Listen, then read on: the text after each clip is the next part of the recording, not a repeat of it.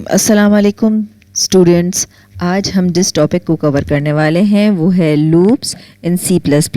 Basically loops की हमें जब ज़रूरत पड़ती है जब हमारे पास सीक्वेंस ऑफ इंस्ट्रक्शंस को रिपीटेटिवली परफॉर्म करना पड़ता हो।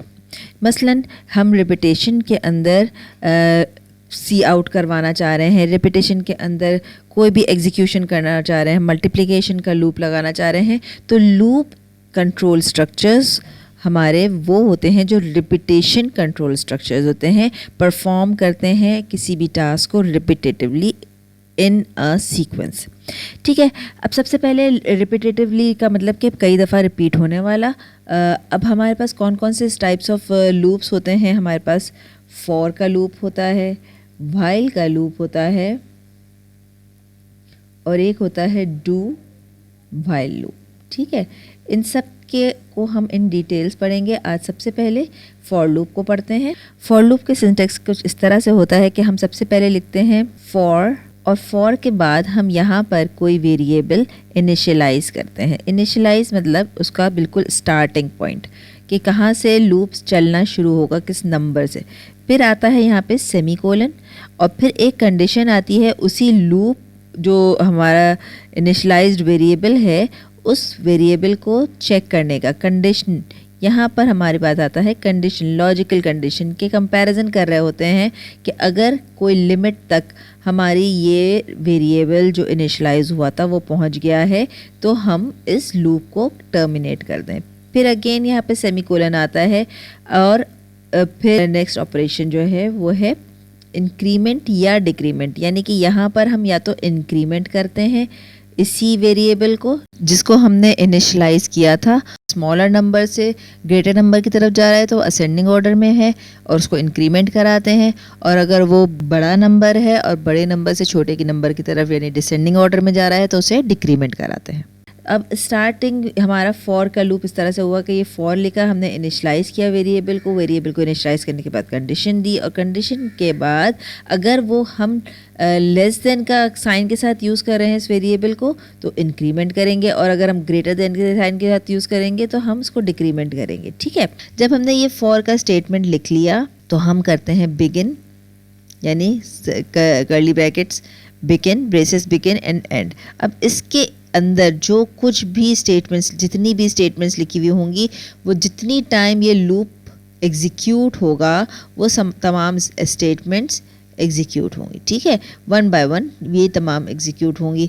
कैसे? अब यहाँ पर देखें आप सिंटेक्स की तरफ कि यहाँ पे हमने लिखा है फॉर आई, एक वेरिएबल लिया है हमने, आई को इनिशियलाइज किया है हमने 1 से। ठीक है, अब 1 से हम देख रहे हैं कि ये इनिशियलाइज है। यहाँ पर सेकंड कंडीशन, सेकंड जो पार्ट है इस फॉर लूप का उसके अंदर है कि हम कंडीशन चेक करते हैं कि if I is less then, यहाँ पे ये इफ़ को खुद ही लगा देता है कंपाइलर कि ये इफ़ के साथ चेक कर रहा है कि क्या हमारी आई की वैल्यू लेस देन 5 है, लेकिन आई की वैल्यू इनिशियली 1 है। ठीक है, आई इज़ नॉट 5 और not greater than 5, it is less than 5, तो इसका मतलब हुआ ये ट्रू है। जब जब ये ट्रू होगा तब ये हमारा लूप एग्जीक्यूट होगा और हमारी जो भी अंदर उसके अंदर लूप के अंदर स्टेटमेंट्स हैं वो परफॉर्म होंगी। अब क्योंकि ये लेस देन 5 को चेक कर रहा है, अब ये क्या करेगा, आई को प्लस प्लस कर लेगा। इसका मतलब क्या हुआ, लेस देन 5 चेक कर रहा है, आई 2 कर देगा, क्योंकि आई प्लस प्लस का मतलब हम पढ़ चुके हैं i is equal to i plus 1 हो रहा है, और आई की वैल्यू है 1, तो 1 + 1 इज़ 2।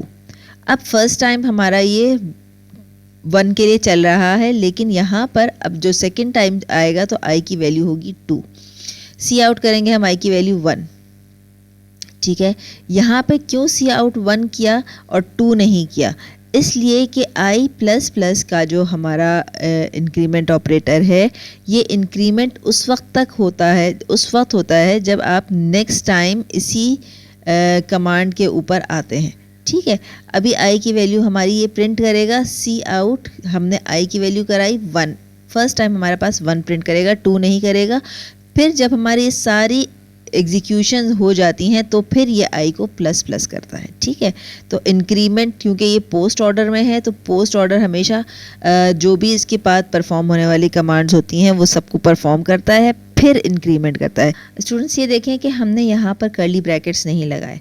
अब कर्ली ब्रैकेट्स क्योंकि हमने नहीं लगाए हैं तो सिर्फ एक लाइन की स्टेटमेंट ही परफॉर्म होगी, और जो अगर इसके बाद फ़र्ज़ करें यहाँ पर भी हमने कुछ सी आउट की कमांड लिखी हुई होती तो वो सी आउट की कमांड सिर्फ वन टाइम लिखी जाएगी, वो लूप में रिपीटेटिवली नहीं लिखी जाएगी। क्यों? इसलिए कि यहाँ पर हमारे पास begin curly brackets and end curly brackets नहीं दिए गए हैं। ठीक है, यहाँ पर हमारे पास बिगिन और एंड कर्ली ब्रैकेट्स नहीं दिए गए हैं, तो हमारा ये जो सी आउट है ये परफॉर्म नहीं होगा, बल्कि सिर्फ हमारे पास सी आउट एक मरतबा, सी आउट का ये हेलो एक मरतबा लिखा जाएगा और ये वाले 5 टाइम्स परफॉर्म होगा लूप। पहले 1 2 3 4 टाइम्स परफॉर्म होगा, 5 टाइम्स नहीं होगा, क्योंकि जैसे ही ये 5 को इक्वल कर लेगा आई को तो लेस देन 5 नहीं है तो वो एग्जीक्यूशन से बाहर आ जाएगा। यहाँ पर हम कोडिंग के अंदर आ गए हैं और मैं यहाँ पर वही कोड लिख रही हूँ। इंट आई एक वेरिएबल मैंने इनिशलाइज कर लिया है, डिक्लेयर कर दिया है, और अब इसको मैं फॉर लूप में प्रिंट करवाने जा रही हूँ। For i is equal to 1, i initialise किया हमने, फिर आई की कंडीशन हमने चेक की कि ये इज़ लेस देन 5, अगर ये ट्रू है तो हमारे पास ये कंटिन्यू करेगा, और आई प्लस प्लस कर दिया, और मैं यहाँ पर सिंपल विदाउट ब्रैकेट्स लिख रही हूँ सी आउट आई। इसको सेव करते हैं और एग्जीक्यूट करके देखते हैं। ये देखें, ये इसने सिर्फ 1 2 3 और 4 तक लिखा है। जैसे ही ये इक्वल टू 5 हुआ तो इसने एग्जीक्यूशन से बाहर आ गया। यहाँ पर ये जैसे ही आई की वैल्यू 5 हुई है तो 5 इज़ नॉट लेस देन 5, और ये फॉल्स हो गई कंडीशन, और जैसे ही ये कंडीशन फॉल्स हुई है तो अब यहाँ पर देखें, ये जैसे ही कंडीशन फॉल्स होती है तो इस लूप से बाहर आ गया। और जो चीज़ मैं आपको बता रही थी कि अगर हम सी आउट विदाउट, यहाँ पे हमने देखें कर्ली ब्रैकेट्स नहीं लगाए हैं, अब मैं सी आउट हेलो लिखती हूँ तो हेलो को ये 1 टाइम लिखेगा, 4 टाइम्स नहीं लिखेगा। ठीक है, ये मैं दोबारा से आप लोग को लिख के दिखा रही हूँ किस तरह से मैंने आपको समझाया। क्योंकि ये कर्ली ब्रैकेट्स नहीं लिखे हुए थे, लगे हुए थे, इसलिए हेलो को इसने सिर्फ 1 टाइम लिखा है। अब अगर मैं यहाँ पर कर्ली ब्रैकेट्स लगा देती हूँ, फ़र्ज़ करें कि यहाँ पर मैं कर्ली ब्रैकेट्स लगा देती हूँ,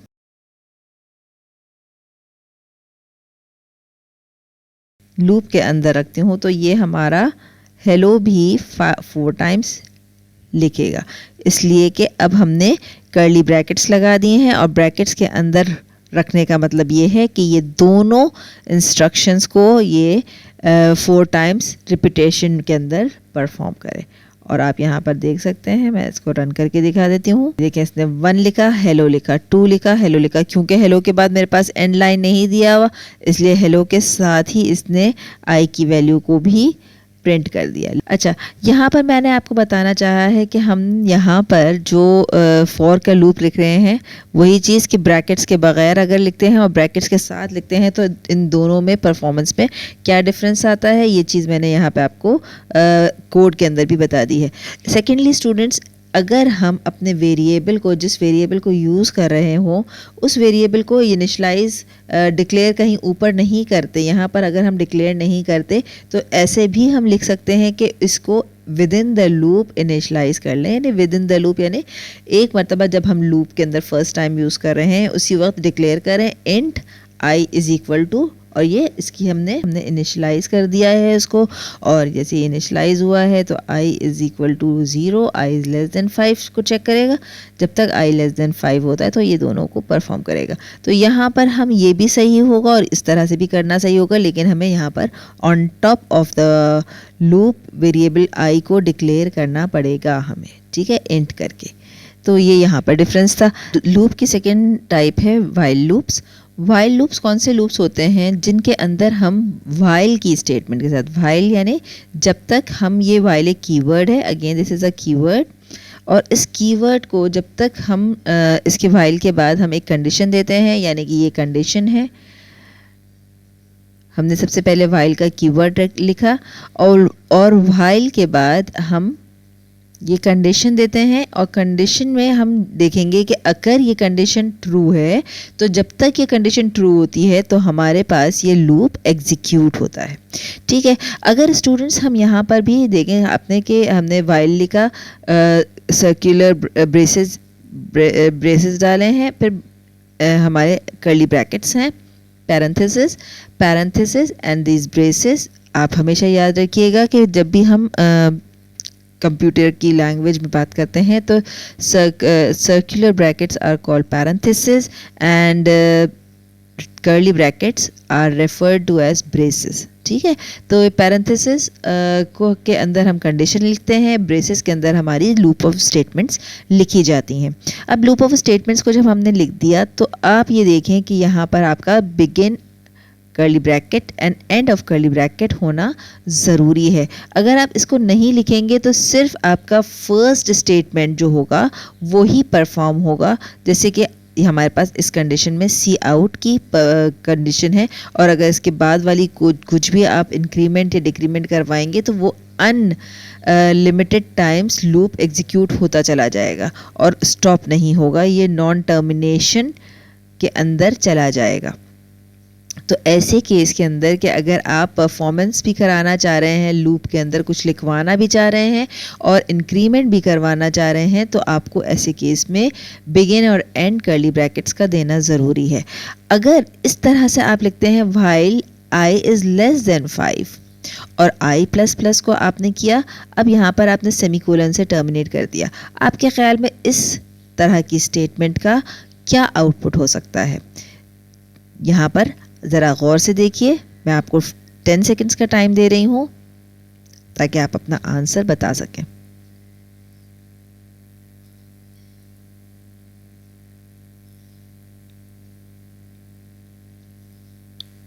जी स्टूडेंट्स, तो आपका टाइम अप होता है। अगर आप लोगों ने आंसर दिया है कि इसके अंदर हमारा सिर्फ 5 प्रिंट होगा तो आपका आंसर सही है।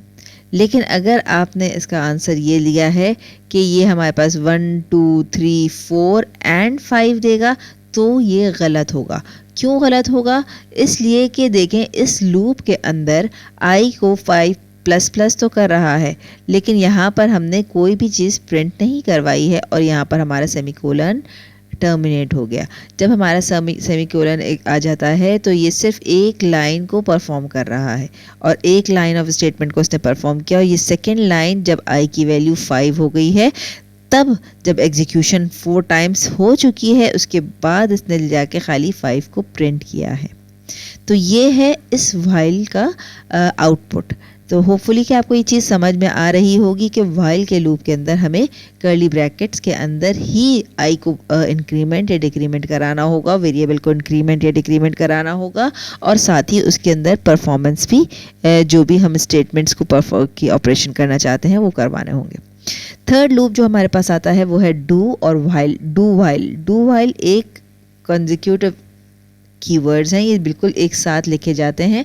यानी कि डू परफॉर्म समथिंग, यानी डू का मतलब आप ऑब्वियसली समझ गए होंगे कि एक कीवर्ड तो है, मगर इस कीवर्ड का मीनिंग भी बहुत ज़्यादा क्लियर है कि डू समथिंग यानी डू जो whatever the operations are, और परफॉर्म दोज ऑपरेशंस जो हमारे इस लूप के अंदर होंगे। और इसके अंदर व्हाइल की जो स्टेटमेंट आती है वो आफ्टर द लूप एग्जीक्यूशन आती है।